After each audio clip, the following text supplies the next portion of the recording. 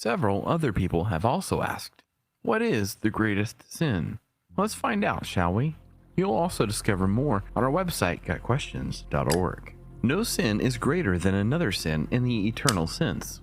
All sin separates us from God, and all sin needs to be atoned for. Also, there is no greatest sin in the sense of mortal and venial sins. As the Catholic Church teaches, all sins are mortal sins, in that even one sin makes the offender worthy of spiritual death and eternal separation from God. At the same time, the Bible does state that on the day of judgment, some sins will merit greater punishment than others.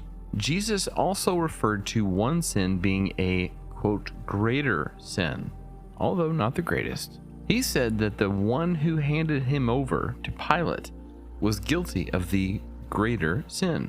Jesus meant that the guilt of the person who delivered him to Pilate was greater than Pilate's guilt because of the deliberate and cold act of handing Jesus over, especially after seeing the evidence pointing unmistakably to him as the Messiah and the Son of God. That sin was greater than that of those who were ignorant of him. This could indicate that those who have been given the knowledge of Jesus as the Son of God and still reject him would be subject to a greater punishment than those who remain ignorant of him.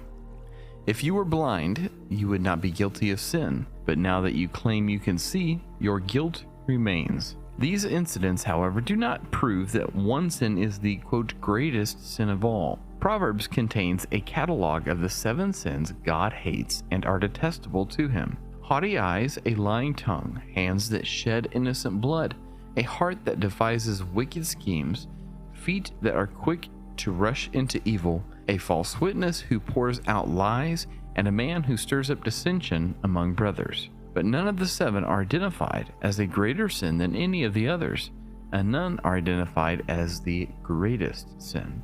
Although the Bible doesn't name any one sin as the greatest sin, it does refer to the unpardonable sin, which is the sin of unbelief. There is no pardon for a person who dies in unbelief. The Bible is clear that God provided the means of eternal salvation, Jesus' death, for whoever believes in him.